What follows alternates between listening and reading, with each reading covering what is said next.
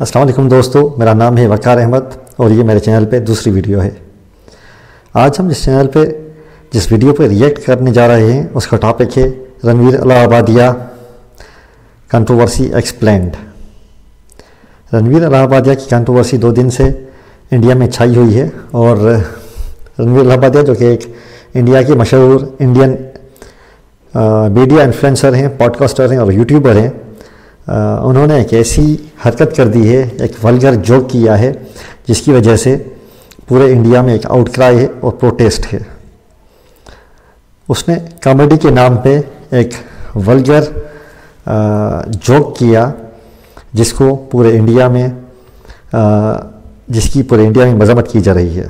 उसने Indian values को, social norms को टारगेट किया और उसके जहन में था प्रोबेबली कि he would gain more fan following, मगर इंडियन मीडिया ने, इंडियन सोसाइटी ने बहुत अच्छे तरीके से रिएक्ट किया और इसकी वल्गैरिटी को लगाम देने की कोशिश की है। तो चलें पहले देखते हैं इसका। ये आरजे रौनक की वीडियो है और इस वीडियो का लिंक डिस्क्रिप्शन में मौजूद है।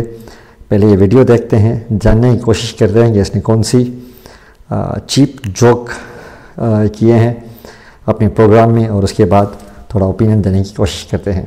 आई will try to give opinion in the middle of the video, so please stay tuned. So let's start the video. तुम एक ऐसी बात बोल दी जिसके बाद पूरा सोशल मीडिया ही धुआं धुआं हो गया है। लोग बोल रहे हैं कि हमने लाइफ में गंदी बातें तो बहुत सुन रखी थी, मगर इस बार कुछ ऐसा सुन लिया है कि हमारे कान भी हर 10 मिनट के बाद हमें यही बोलकर थप्पड़ मार रहे हैं कि ये क्या सुना दिया बे। इस शो में कुछ जोक्स देखने के बाद रक्तदान करने गए लोग अस्पताल वालों को अपने नेत्रदान करके भी आ गए हैं। बोल रहे हैं कि आप लोग इसे भी रख लो, अब हमें ये आंखें नहीं चाहिए।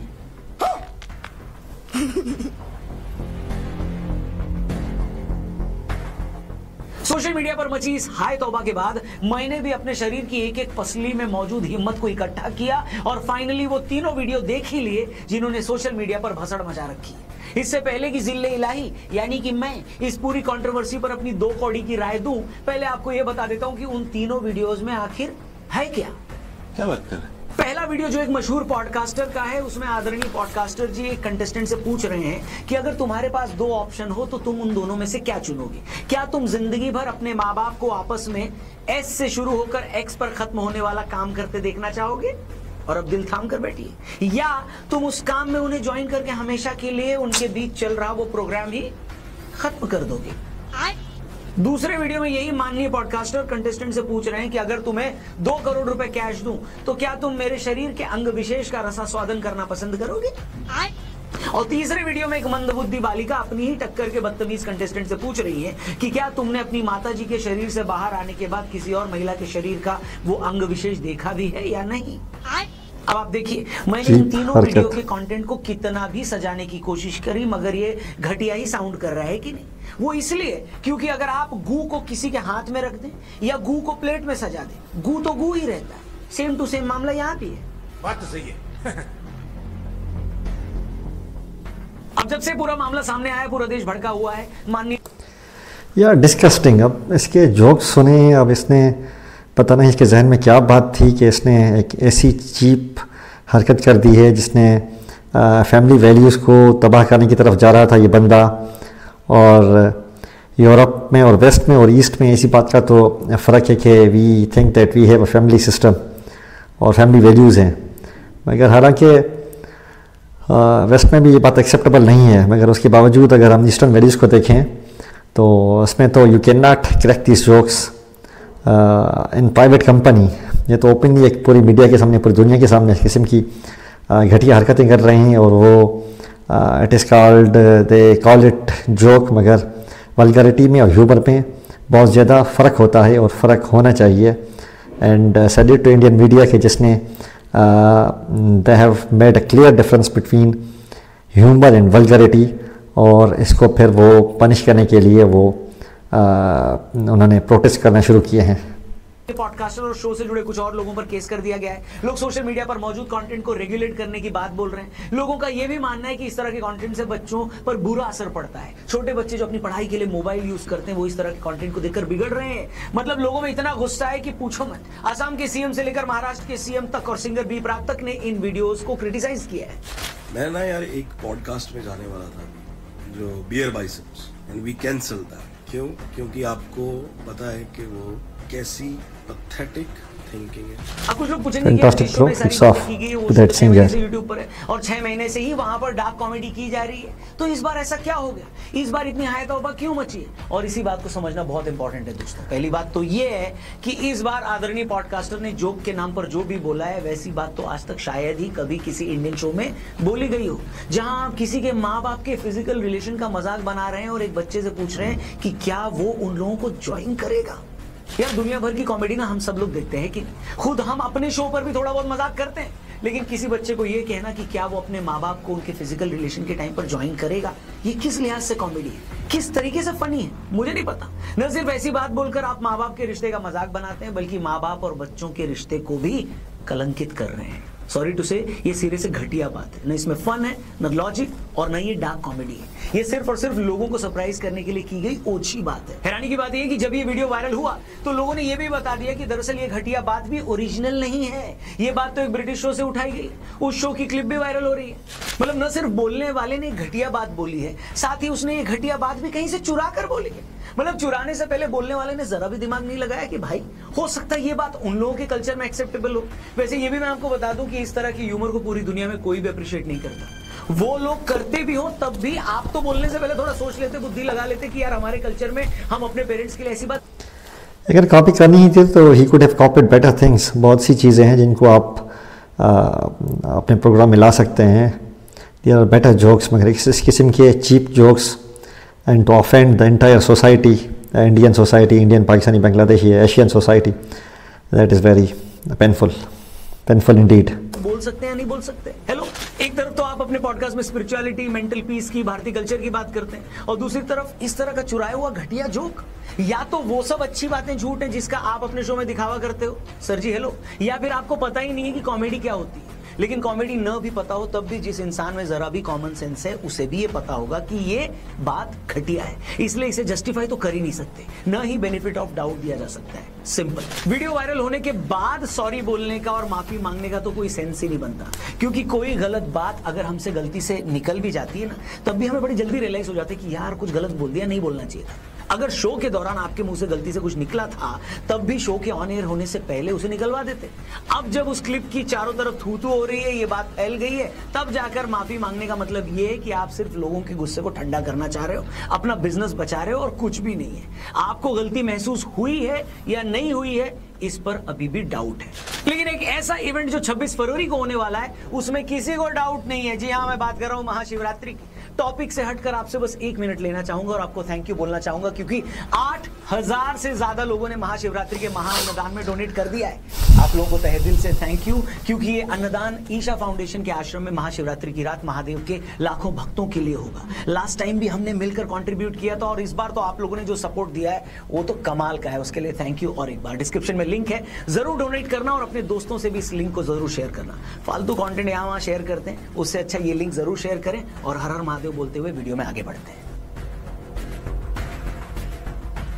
इस पूरी कंट्रोवर्सी पे एक बात ये भी बोली जा रही है कि समय रैना भी तो ऐसी बातें करता है, तो इस बार इतना स्यापा क्यों मचा है? समय रैना और उन पॉडकास्टर में क्या फर्क है, ये हमारे लिए समझना बहुत जरूरी है। पहली बात तो ये कि आप समय रैना की कॉमेडी से अग्री करो या न करो, ये अलग बात है, लेकिन जब तक इंसान एक लिमिट पार नहीं करता तब तक लोगों को भी प्रॉब्लम नहीं होती। सोसाइटी भी आपको उतना स्पेस देती है, जैसा कि पिछले 6 महीने से इस शो को मिला भी हुआ था। क्योंकि ऐसा नहीं कि डार्क कॉमेडी करने वाले को ये बात पता नहीं होती कि बाउंड्रीज कहाँ है, उसको भी पता होता है, लेकिन इस बार वो बाउंड्रीज क्रॉस हुई हैं। आप एक बच्चे और उसके माँ बाप को लेकर तो ऐसी बातें नहीं कर सकते ना बॉस। अगर हम दुनिया के सबसे पवित्र रिलेशन को, रिश्ते को इस तरह से घटिया मजाक का टॉपिक बना देंगे तो फिर रिस्पेक्ट के लायक बचेगा क्या? माना कि कॉमेडी में फ्रीडम होनी चाहिए, तभी तो कॉमेडियन खुलकर बोल सकता है, अग्री, मगर बोलने के लिए तो 1000 टॉपिक है ना बॉस। आप एक रोस्ट शो में भी बिना किसी के माँ बाप को इन्वॉल्व किए भी तो रोस्टिंग कर सकते हो, लेकिन कुछ देर के मजाक के लिए आप जाने अनजाने बच्चों के सबकॉन्शियस माइंड में ये बात क्यों डाल रहे हो कि तुम्हारे माँ बाप भी मजाक उड़ाने लायक हैं? तुम घबराओ मत, मजाक जितना उड़ाना है उड़ाओ, क्योंकि एक बार सोसाइटी इस तरह की चीजों को नॉर्मलाइज कर देगी ना, तो फिर रिश्तों की इज्जत बचेगी ही नहीं। पेरेंट्स ने चाहे बच्चों के लिए कितना कुछ क्यों न किया हो, लेकिन बच्चों को वैसे भी ये लगता है कि मेरे माँ बाप ने मेरे लिए किया ही क्या है। अब अगर हम कॉमेडी के थ्रू उनकी इंसल्ट को नॉर्मल कर देंगे तो फिर कुछ नहीं बचेगा दोस्तों। इसलिए आज उस जोक पर इतना हंगामा हो रहा है तो वो बिल्कुल ठीक है, क्योंकि इससे ज्यादा बुरा न तो सोचा जा सकता था और न ही बोला जा सकता था। तीसरी और सबसे इंपॉर्टेंट बात यह है कि जब समय जैसा कॉमेडियन अगर कोई डार्क जोक सुनाता है तो उसकी ऑडियंस को पता है कि वो क्या बोल रहा है, वो ऐसे जोक सुनाता रहा है। लेकिन जब एक आदमी ने अपनी इमेज यूथ आइकन की बनाई हो, जो आपको हेल्थ पर भी ज्ञान देते हो, जो मेंटल पीस की भी बात करते हो, जो स्पिरिचुअल लोगों को अपने पॉडकास्ट में भी बुलाते हो, जब वो अचानक से इस तरह की बात करने लगे तो लोग शॉक्ड हो जाते हैं, वो इसके लिए तैयार नहीं होते। एज अ कंटेंट क्रिएटर आपको भी ये बात पता होनी चाहिए कि आपने किस तरह के कंटेंट के जरिए अपनी क्या इमेज बनाई है। आपने अपने पीछे ऐसे यंगस्टर्स की भीड़ लगाई है जो आपको अपना आइडल मानते हो, आपकी रिस्पेक्ट करते हैं। फिर वही लोग एक दिन जब देखते हैं कि आप इस हद दर्जे की घटिया बात कर रहे हो तो उनका इन्फ्लुएंसर से भरोसा ही उड़ जाता है। वो कंफ्यूज हो जाते हैं कि आपकी रियल पर्सनैलिटी है क्या आप सच में वैसे ही मैच्योर और सिंसियर आदमी है जैसा आप अपने वीडियो में खुद को दिखाते हैं, या आप वैसे हैं जैसा आप जोक मार रहे हैं, क्योंकि दोनों चीजें एक साथ तो सच नहीं हो सकती। और आज एक पॉडकास्टर के कुछ कमेंट्स या जोक्स पर इतना हंगामा मचा हुआ है तो उसकी रियल वजह भी यही है, क्योंकि उसने जो शो में बोला उसकी उम्मीद किसी को नहीं थी।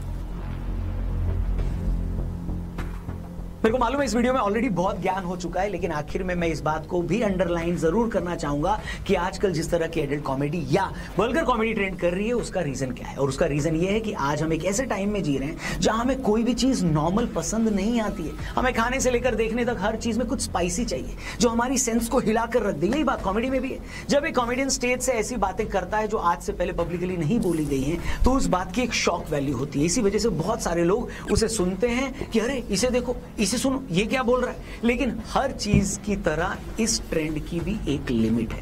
आप देखना कुछ टाइम के बाद इस तरह के कंटेंट पर लोग शॉक्ड होना बंद हो जाएंगे। फिर वही लोग सरवाइव कर पाएंगे इस कंटेंट इंडस्ट्री में जिनके पास सच में कहने के लिए कुछ मीनिंगफुल बातें होंगी, जिनके पास सुनाने के लिए कुछ मजेदार किस्से होंगे, कुछ अच्छे ऑब्जर्वेशंस होंगे। ये एक फेज है। कॉमेडी अभी भी भारत में इवॉल्व हो रही है। आज जिन बातों पर शॉक्ड होकर लोग हंस रहे हैं, कल को लोग ऐसे जोक्स पर हंसने वालों पर हंसेंगे। अब बस वेट करो। आखिर में बचता सिर्फ कंटेंट है, बता रहा हूं। हर तमाशे की एक उम्र होती है। बाकी आज की वीडियो में इतना ही। आपकी इस पूरे मैटर पर, पूरे मामले पर क्या राय है कमेंट करके बताना। क्या उन पॉडकास्टर की माफी से बात बंद होनी चाहिए, मैटर रुक जाना चाहिए, या ये मैटर और लंबा चलेगा? जो भी आप सोचते हो कमेंट जरूर करना। वीडियो पसंद आई हो तो इसे अपने हर एक दोस्त तक जरूर पहुंचाना, स्पेशली उस दोस्त तक जिसे इस तरह का कंटेंट पसंद आता है। बाकी जाने से पहले एक बार फिर से रिक्वेस्ट करूंगा और थैंक यू बोलना चाहूंगा उन सारे लोगों के लिए जिन्होंने महाशिवरात्रि के महाअन्नदान में डोनेट किया। 8000 से ज्यादा लोगों ने अब तक डोनेट किया है। आप भी डोनेट जरूर करिएगा। डिस्क्रिप्शन और पिन कमेंट में लिंक दिया है और इस लिंक को भी अपने हर एक दोस्त से जरूर शेयर करिएगा। तब तक के अपना ख्याल रखिए। जल्दी मिलते हैं। हर हर महादेव।